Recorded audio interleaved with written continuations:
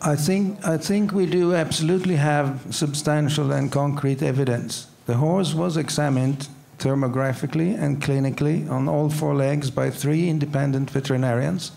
And I must say all 3 of them are extremely experienced equine veterinarians. There is also video recordings on these clinical examinations, as it is required by the protocol for hypersensitivity check. The evidence we have on this horse is clearly different from what we have seen from the 35 horses that were examined before Saphire and from the 30 horses afterwards. Vous éliminez apparemment toute suspicion de dopage, au risque de dire un gros mot. Mais qu'est-ce qui vous permet d'éliminer toute suspicion de dopage? Et donc, que révèle cette hypersensibilité? Qu'est-ce que c'est? Est-ce que c'est une pathologie à ce moment-là? Parce qu'on ne sait pas finalement ce qu'il y a sous hypersensibilité, puisque apparemment, il n'y a pas de suspicion de dopage.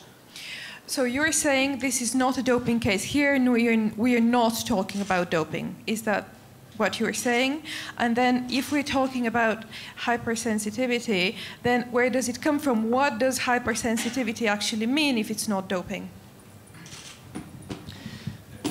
The answer to that is, at this moment of time, we are not talking a doping case, and we are not talking hypersensitization, which means a deliberate attempt to hypersensitize.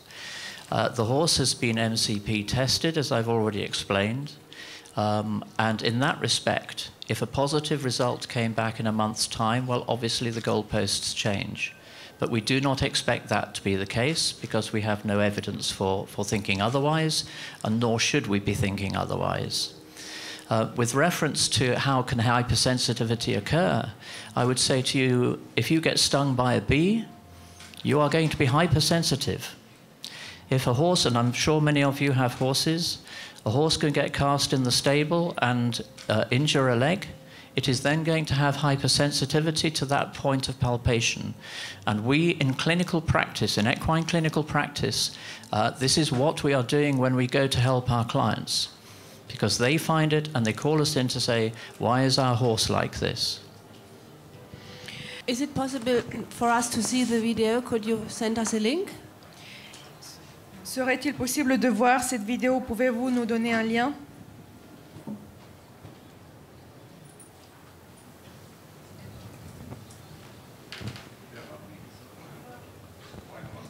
I do not believe that the video is available for the press at this point in time. And the reason for that is simply the fact that should there be a further MCP case, this is not a trial of McLean in front of the media. Pour l'instant, je ne pense pas que la vidéo puisse être visionnée publiquement. Et la raison pour ceci, c'est que s'il devait s'agir d'avoir un cas de dopage ou un cas positif par la suite, nous n'allons pas faire le procès ici en public par la presse de ce cavalier. Sorry, could I just reiterate at this point that we have made every effort to make it absolutely clear that we have not apportioned any blame at all to McLean himself. And that we have found, through the results of 3 independent vets looking at a horse, who showed solid video evidence to the ground jury, and based on that decision, it was agreed that there was a horse in pain, and for that reason, that horse was stopped from competing for the rest of the competition. And those are the rules that we have, that were agreed on by our General Assembly, and that we must uphold. And I have complete faith in all of the people who have been part of this process for doing each and every step of that process properly. Basically, this sport is based on sensibility, so that the horse avoid the fence.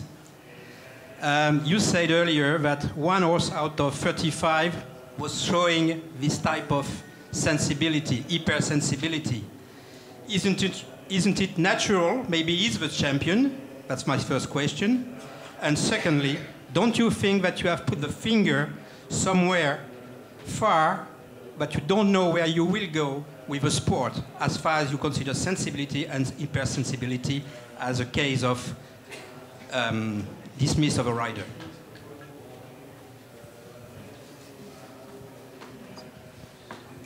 think in general terms I can answer your question, and then I would like Sven to answer. There's a huge difference between a careful horse, and the numbers that have been tested, 30 before and 30 after, would show that there is a comparison made between sensitivity in a careful horse and pain. And that's what we're here to deal with. We're here to protect horses who are, that's our job. And that's exactly the decision that was made. Last question. Céline Gual de Kidia. Je voulais savoir, c'est louable de vouloir protéger les chevaux. Est-ce qu'il n'y a pas quelque chose d'absurde dans la procédure qui veut que quand les vétérinaires voient un problème, finalement ils sont impuissants parce que le jury est occupé par ailleurs? Est-ce que ce ne serait pas plus intelligent de faire les choses d'une façon différente, de façon à ce qu'on ne se retrouve pas là aujourd'hui tous les journalistes de la planète, avec un cheval qui a fait 2 parcours somptueux, qui est en tête et dont on dit maintenant voilà il n'est pas apte à concourir? Est-ce qu'il ne faudrait pas trouver une solution pour que ça se passe en amont et pas que le cheval concourt? Bon, tout ce que vous... sorry. French. Well, this is what we are saying is very good, is all to your honor, but I find the procedure a bit absurd. You're saying that you find something, say, abnormal in a horse, but then the jury is busy elsewhere. Then the horse goes, competes twice in an absolutely magnificent way, and then what you say is that the horse suffered. How is that possible? I think that what I would say in response to that was that the judgment that we made when the horse was first examined was that there was a degree of hypersensitivity there, and we notified Tim Ober to that effect, that we were concerned. But it is not our position or our ability to make any decision as far as the continuation in the competition is concerned. As a result of that, we were also quite happy that the horse should continue in the competition at that moment of time. And as you quite rightly say, the horse jumped very well last night. As a result of that, though, we then reported our findings to the ground jury. The ground jury then, as Sven has already said to you, the protocol was reviewed and the further examination was requested. And it was as a result of the second examination, when that hypersensitivity was persisting, it was still present, that we were concerned about the horse sufficient to be able to report it to the ground jury with reference to continuing in the competition. Well, of course, the vets, if they come to us, whereas we are judging this class, our first preoccupation is to judge this class without making any error. This is the first thing. So we could think that maybe the vets should do all their checks before all the classes start, and then it's over the whole event. We all know that this is not the right way of doing. There are plenty of different ways of monitoring the horses all along the event. There are foot and bandage controls that are sometimes done systematically, sometimes at random. And this kind of examination, again, most probably it's fair that they may be done at any time during the show. And then that's it. We are faced with this practical case you have noticed.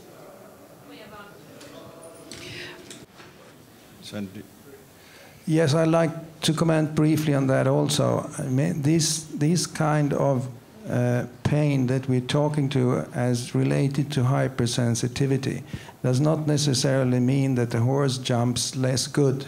As a matter of fact, due to that particular pain, it might jump even better and be even more careful.